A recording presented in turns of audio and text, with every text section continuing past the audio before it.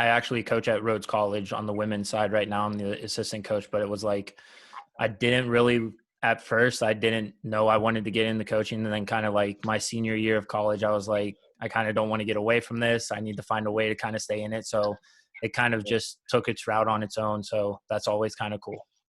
Yeah, for sure.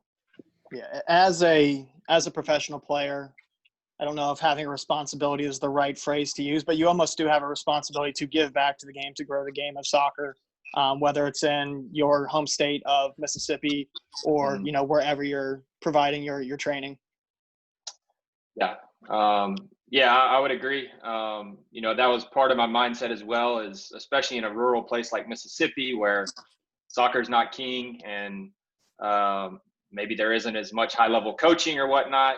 I think having the experiences and knowledge I have in the game, you know, kind of felt like you said, a responsibility in a way to kind of give back and share that. So that was, you know, part of my thinking as well.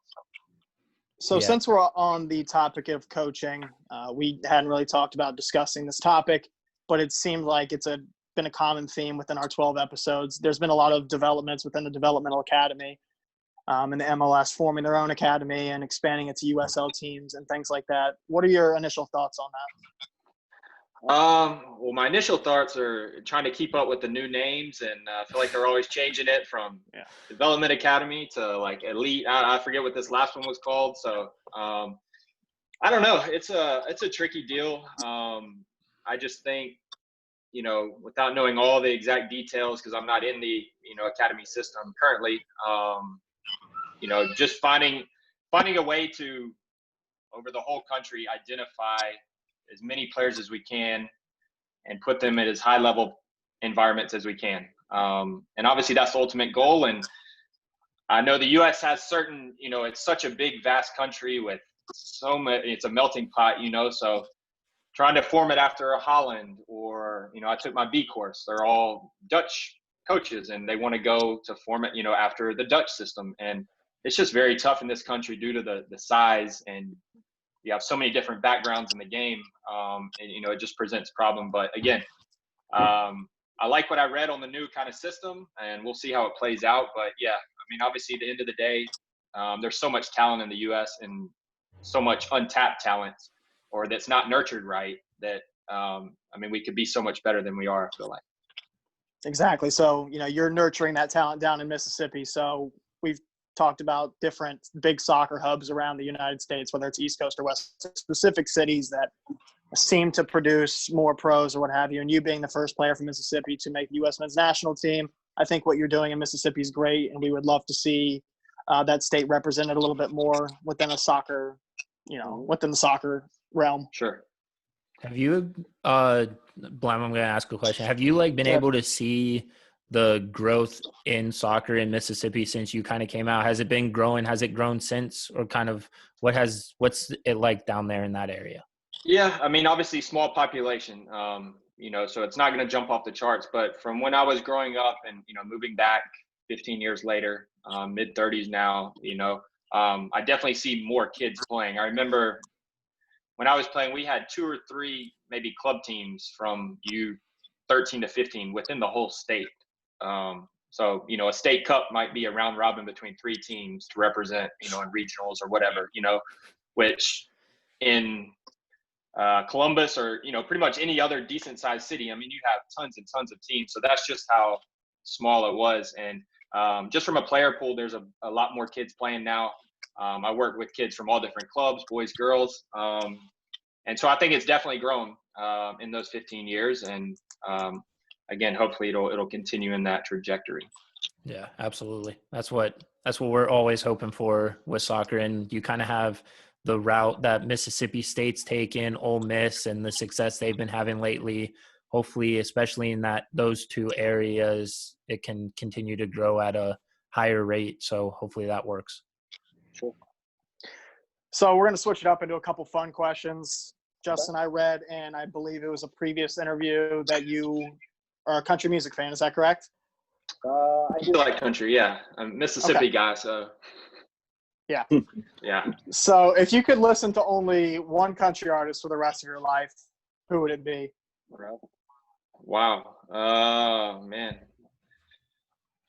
I'll give you one old school, one new school. I don't know if I know you said one. I'll go George All right. Strait, and then I'll go. I like Jason. I'm a Jason Aldean guy, but I know he's. People have their Man. opinions. So George Strait for the old school, Jason Aldean for the new. Yeah, I'm a big Jason Aldean fan. Huge. I think all of our friend group is. Yeah. Yeah, that's a good All one. right, I'll Those two pass the good. test then. All right. Yeah. Yeah. Favorite. So we're all George Strait fans as well, but Yeah. he's a little bit older, so I'm not as well versed in George Strait. Yeah. What's your favorite Jason Aldean song? Jason Aldean song. Oh shoot. Is it Dirt Road Anthem? Yeah, that's a good one. Yeah, That's a good one. Yeah, that was I stuck on that one for a while. I haven't listened to him a lot lately, but anytime he comes on, I was into him for a while. So yeah. Yeah, I have a number of favorites. Mine is Tattoos on This Town, I think. But he's all he makes is hits. He's like the Drake of country music. It's crazy. Yeah, they're all catchy, and I can't think of one where I'm like, not really good. So I mean, you could play this whole album through. So yeah. Yeah. Cool. Good insight. All right, Justin. So out of like all the cleats you've owned, like back in the day and like right now, what would be your favorite pair of boots have you ever owned and wish they still made to this day? Whew. Oh man. Well, when I was a kid, I wore a bit of everything. Obviously, Cocos are a classic. Went through a little Diadora as a kid, but from Major League Soccer on, I was a total 90 guy from each pair. In the last part of my career, I got into Mercurial, the Vapors. But for a while, it was the total 90s from, I think, the lasers, the threes, one with like the side tongue, the kind of side lacing, all those. So I was a total 90 guy for the majority of my career. So any of those. I mean, I know back in the day, that's when the classic cleats were out too, when the good ones came out. So yeah, they don't make them like they used to. That's for sure. No, they don't, man. They make the laceless boots now and everything. My fat foot can't fit into those. So I never got into the sock and shoe combo. I was never just couldn't do it. So yeah, I think those yellow lasers were probably the classics. The my yellow, favorite yeah. pair. Yep. Those were lasers. an Yeah, absolute that's right. great one. Yeah. Yeah, do you for guys sure. remember the Adidas tunics, the ones that you could change the cleats screw on the thing? bottom of the Yeah. boot? Yeah. Yep.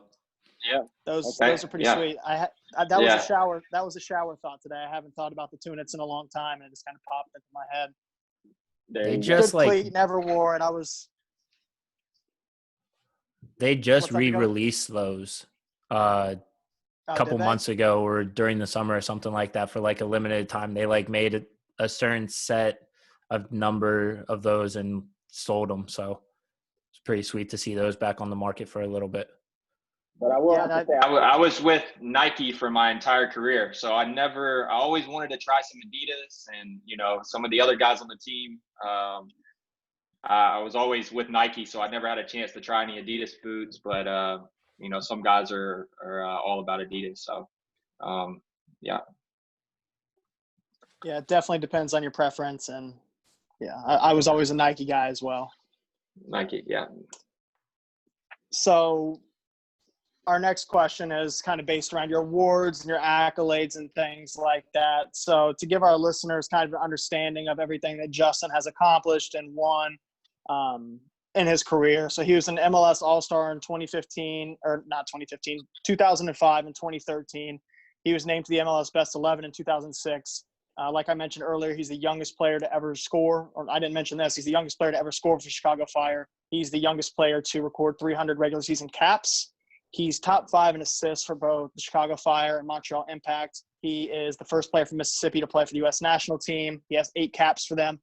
He's a Supporters Shield winner, 2-time U.S. Open Cup champ, and 2-time Canadian Championship winner. That's a whole lot to throw at everybody right now, but Justin, which award, accolade, or trophy is the most important to you?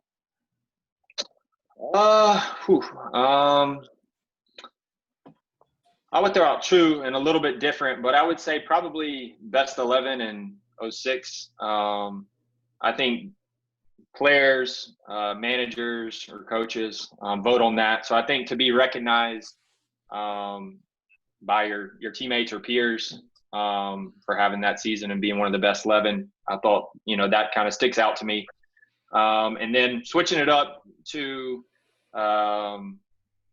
Canadian Championship. So touching on my time in Montreal, Canadian Championship, it's a small tournament, obviously same idea as US Open Cup, but they take it extremely serious. The Montreal-Toronto rivalry is huge, kind of a French-English thing.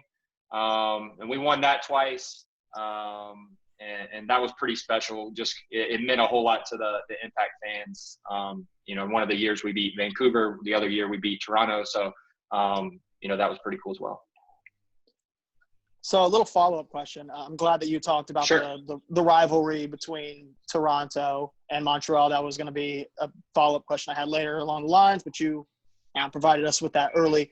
So a question about the best 11 in 2006, I believe is the year. What other players were on that best 11? Do you know? True. It's so many years ago. I think, I obviously you could Google it, but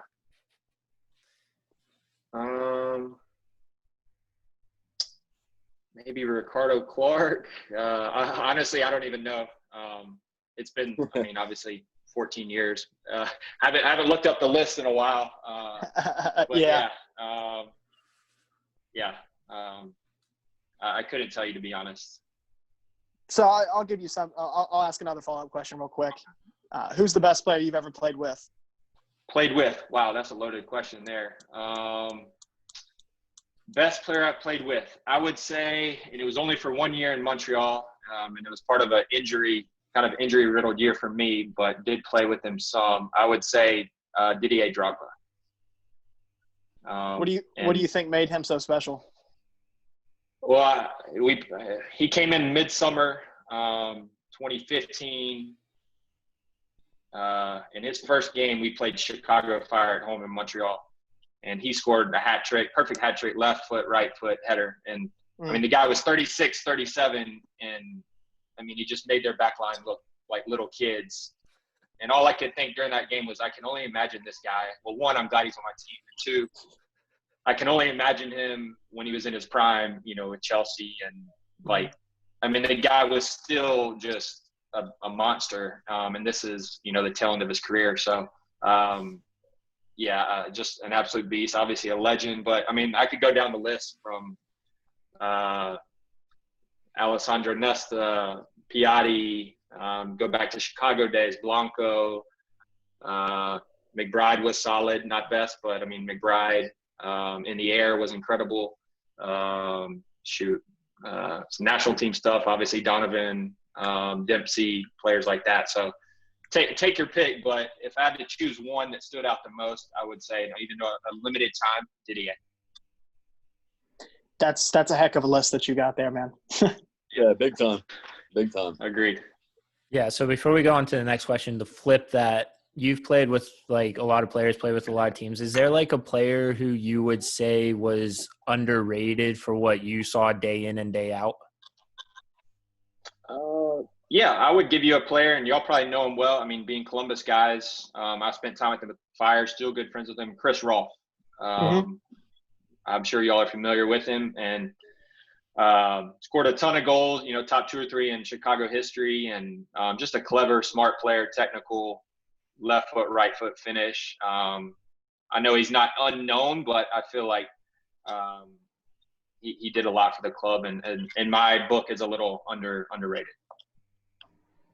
So. Yeah, that was actually a question from one of our fans. We don't have a lot of people submit questions, so we have to come up with most of the stuff ourselves. Sure. But that one was submitted by one of the listeners, so we had to give that question a little bit of love. Yeah, so so you came into the league in 2002. Was there a player who you kind of based your style off of, because there were a lot of good players around that time? You had the World Cup teams. Was there a certain player you kind of grew up watching, you wanted to emulate?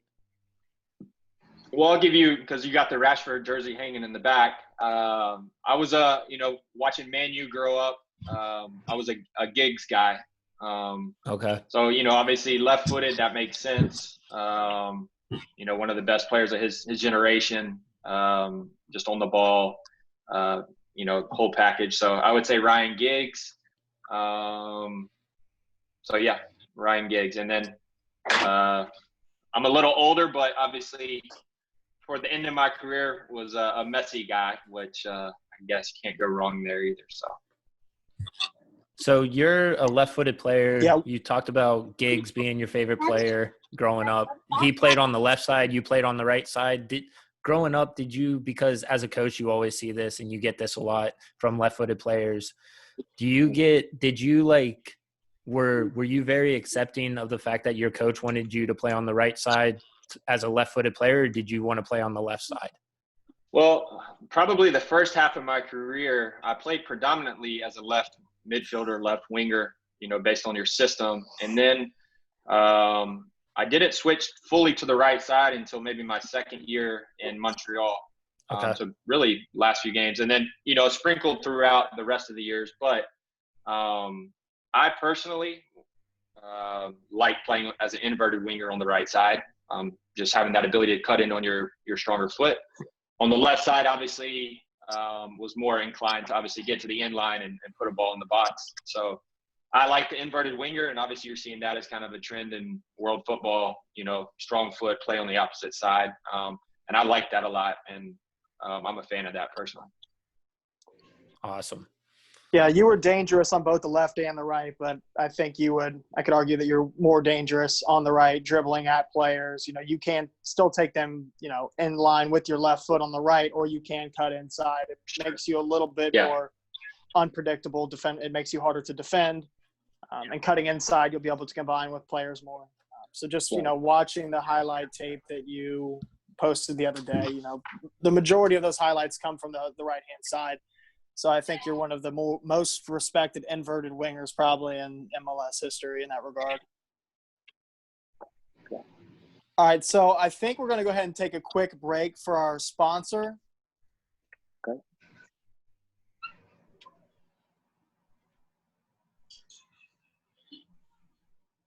All right, welcome back, guys. So Poopus, go ahead with that next question. All right, so Justin, I know you won the league in 2002. What's the biggest differences between 2002 to now in Major League Soccer? Everything. No. Yeah, I mean, y'all have seen it firsthand as well. I mean, just when I came to the league, I don't remember exactly, maybe 10 teams, and now there's 20 plus. So just from everything from size, money that's invested,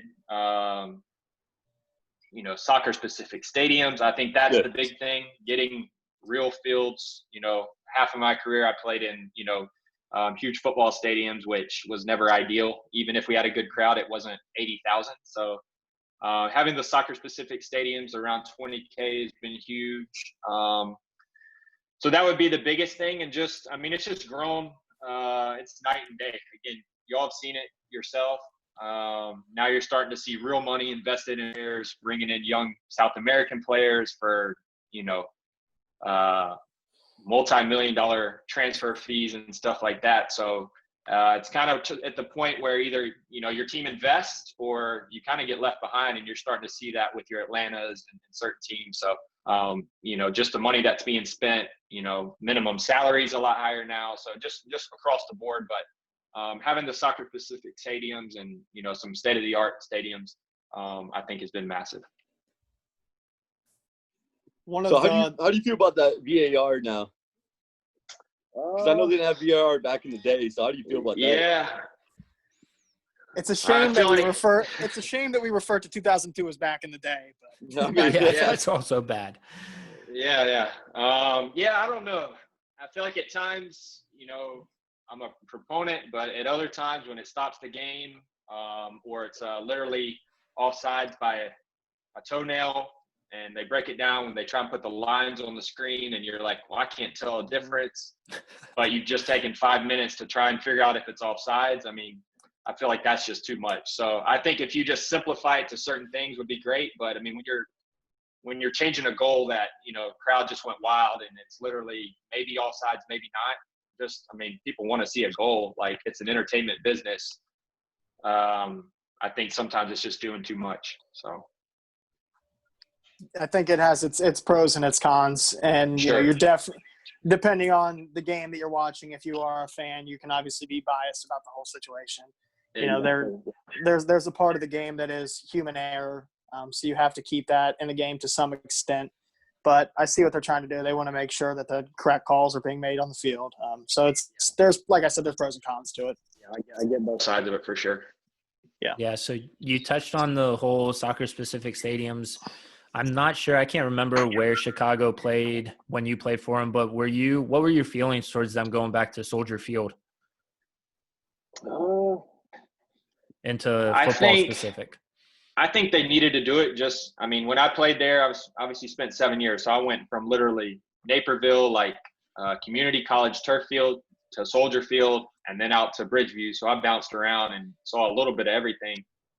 I think leaving the soccer-specific stadium sucks, but I think the opposite side of that is you got to get people back in the stands and regenerate that buzz. Obviously, they try to do that with the rebranding. So having it downtown, I mean, it's in a great location. Obviously, the 80,000 seat stadium is not ideal, but I think they needed to do something because, Bridgeview, it's just tough to get to, no public transportation, things like that. And that's just killed their ticket sales. And obviously they haven't had the best teams, but they needed to do something. So I'm for it in this case specifically. What was the field like, the playing surface, like sharing that with a football team once the football season got started? Because you saw that with DC United, with the XFL, and when DC played, it just looked terrible. But like, as a player, what was your feelings towards that? Yeah, the last few games of the season leading into playoffs, I just remember Soldier Field being, you could see the football lines, although they tried to fade it. The end zones were kind of where the goals were, so kind of weird. But at that era, we played, half the stadiums we played in had football lines or something. So it was kind of, that's just how it was back then.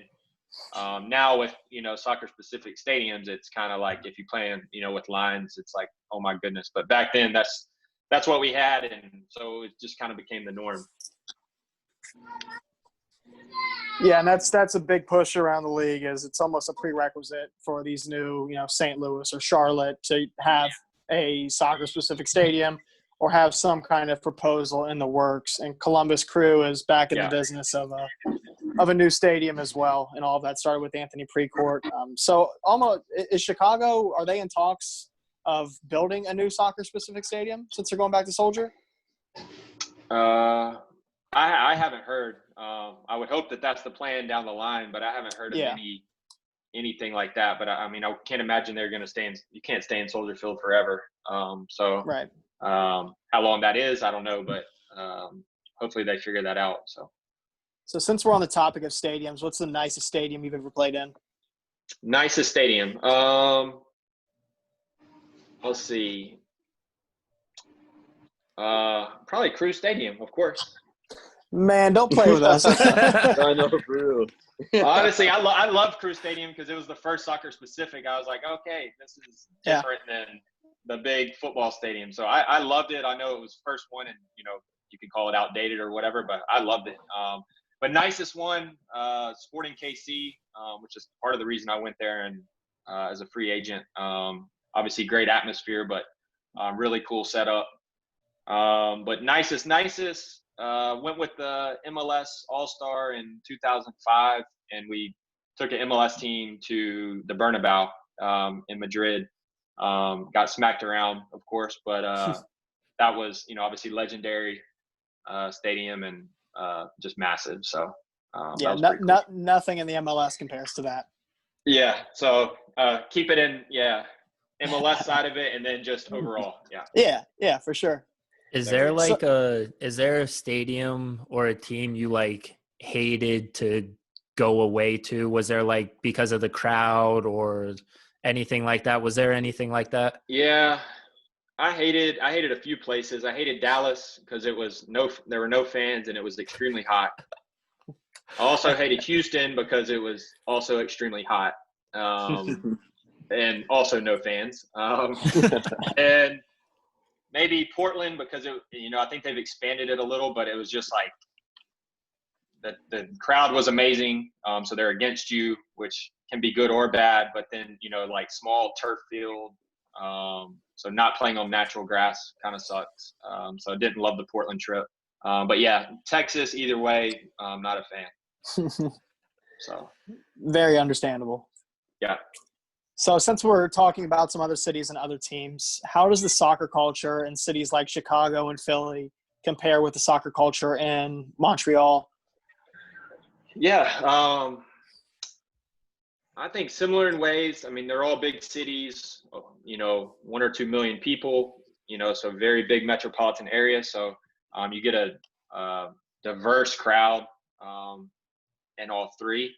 I would say the difference between Montreal is you have a more, and if you've ever been to Montreal, you feel like you're in Paris or you feel like you're in Europe. So it's a very European crowd. So, you have a ton of Italians, whatever, French, all at the game. So I think just a European feel to it, as opposed to the other two, but all great fans in their own way.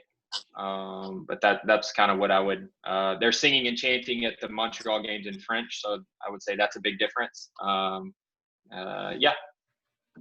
Do the fans in Montreal have a better appreciation and understanding of the game than fans within the teams you played for in America? Yeah, I mean, it's tough to say. I mean, I think there's definitely very well-educated fans at, obviously all clubs that understand the game. But I think having that European influence and culture, more overall, I think, throughout the stadium, you're going to get, more of a appreciation for maybe a good play or, a combination or something that maybe 50% of the fans at these other stadiums might not appreciate or understand, that nuance of the game. So I think you are definitely onto something with that. Just an overall little bit better feel throughout. So Montreal has this bell, and I saw that you got to ring it a couple times. Can you is there like a backstory to this bell, or like what kind of story is it? Yeah, I forget the full story, but they started it a couple years ago. They wanted to do something special or unique to Montreal when they scored a goal. So they decided, I forget how the bell came about, but something to do with the bell is unique to the city. So they got this huge bell that weighs a ton, and they shipped it in and put it behind the goal. So now, that's obviously their thing. Every time they score, ring the bell. They asked me to come do it at one of the games last summer, which was pretty cool. Seems to have caught on, but yeah, it was just something unique they wanted to do, for Montreal when they score. Gotcha. That's awesome. Yeah. Cool. I think, Poopas, I believe we skipped over one of your questions, the one about his all-time most memorable goals. Good. Go ahead, Poopas. I'm sorry. All right. No, it's all good. So, of all 22 goals you've scored, which one's the most memorable to you? I'd probably say 2005, playing in Los Angeles, StubHub, 1-1 with the Galaxy. I think 89th, 90th minute. I was still pretty young, 2021. Scored a 90-minute goal, kind of slalom through a few defenders, and obviously went on to win the game. So that was kind of a breakout performance for me. So it kind of still sticks with me as a young player, and kind of gave me a lot of confidence. And it was obviously a crucial goal, game-winning goal. So that one probably sticks out the most. I watched your highlight video, and you would dribble through people like crazy, though. Really. Yeah. Bad defending back in the day. They made it easy on me. So the way that you beat players, did that, obviously it takes some work, but you seem like you have some kind of natural feel to your game that beating people one-on-one just comes natural to you.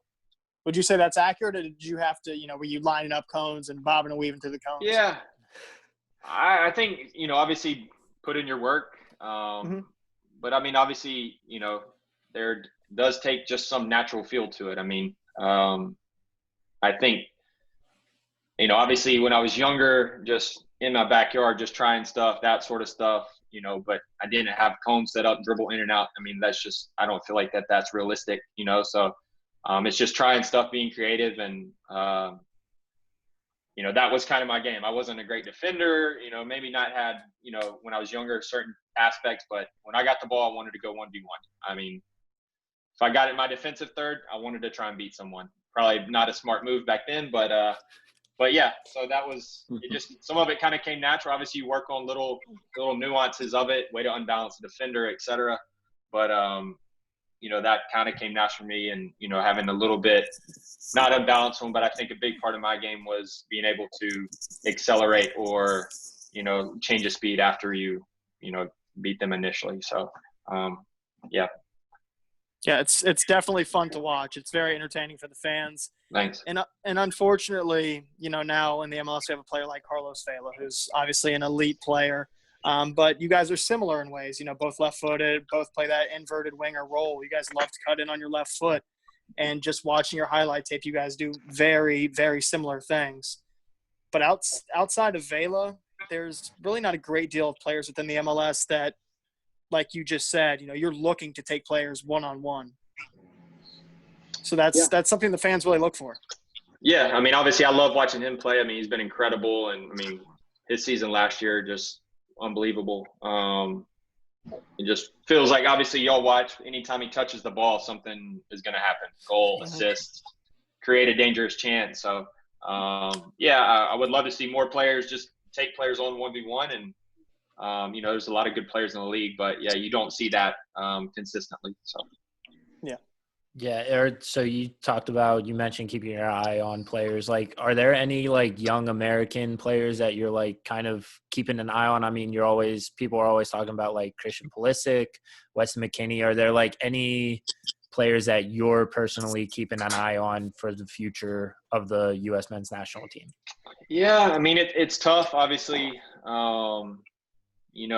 Obviously a lot of young players coming up through through the national team. I think there's a few playing in Europe that I'm not super familiar with, but coming up on this U20 team specifically. Did I lose you? Okay, you're back. Efrain Alvarez, I think, plays with the Galaxy.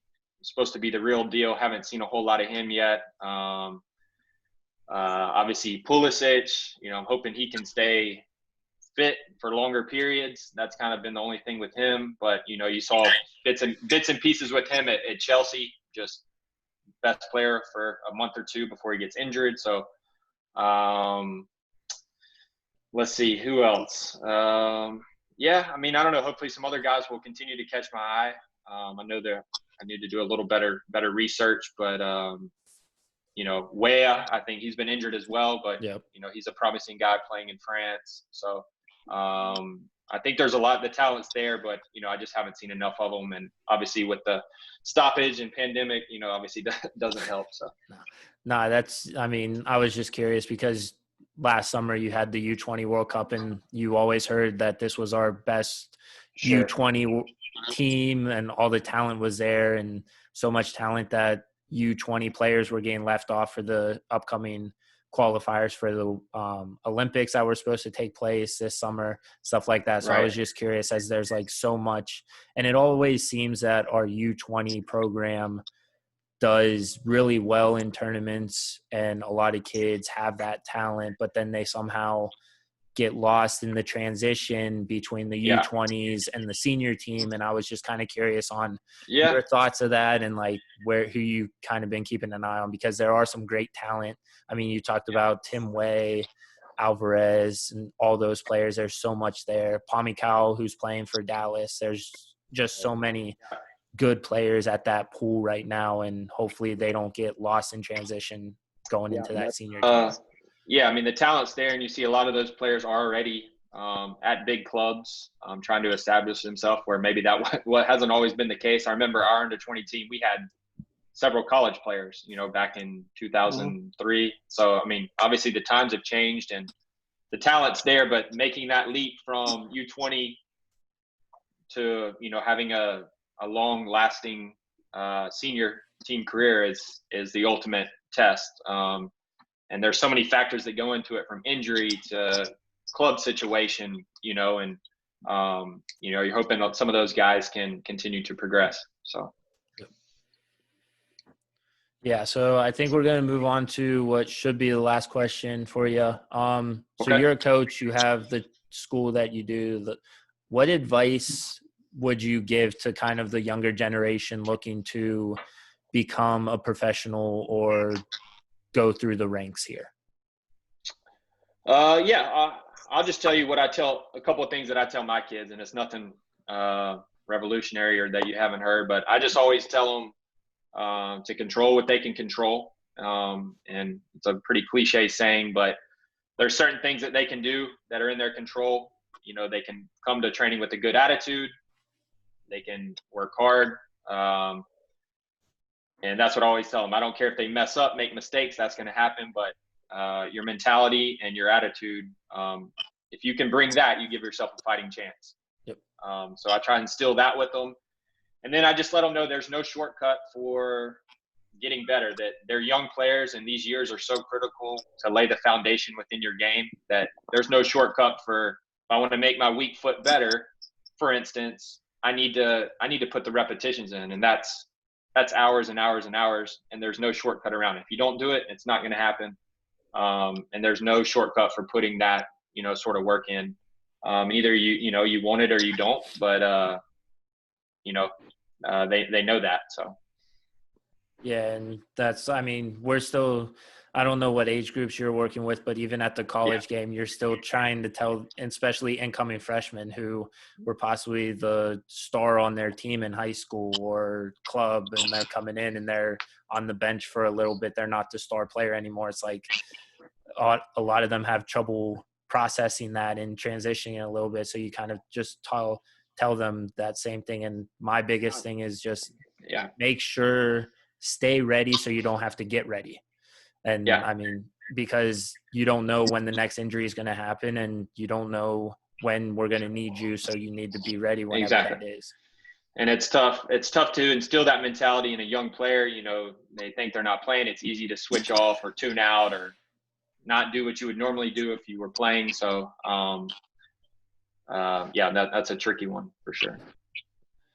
Yeah, and you always have the background noise. You got the parents in the background. I don't know how your parents are, but there's always that one parent who always seems to be watching over their kid, helicoptering their kid. So that always adds a difficulty to it. Yeah, 100%. Yeah, we'll keep up the good work with, growing the game of soccer within the state of Mississippi and, within the United States in general. I think you have quite a huge influence. And I hope a lot of people seek out your advice and your development opportunities for their children. Yeah. So, guys, that's the last of our questions that we have typed out. Does anybody have anything else? I think we're good, honestly. Yeah, I'm good. All right, cool. All right. Well, Justin, thank you so much for joining us. It's been an honor to talk with you. You've given us a lot of good insight, not only on your background, but your views on the game in America itself. So we appreciate your time. We appreciate you just, just spending time with us and, taking the time to interview with us. So we do really, really appreciate it. We can't express it enough. Yeah. Thanks for having me, guys. Keep doing your thing. And look forward to hearing it. And you want to do something else down the road, just let me know. I'm free. So. Cool. Appreciate Justin. Absolutely. Yeah, we'll definitely stay in touch. So once again, guys, thank you for tuning in to MLS Gone Wild Week 12. We had Justin Mapp on the show, 15-year MLS vet, played for 5 different MLS teams, had 8 caps to the U.S. men's national team. Thank you again for letting us talk to you. And for those of you listening, please go rate, review, and subscribe to our Apple podcast page if you have Apple. If not, you can listen to us on Spotify, Anchor, wherever you guys listen to podcasts. Once again, thank you for everybody listening. This is Week 12 of MLS Gone Wild. We'll catch y'all next week. Peace.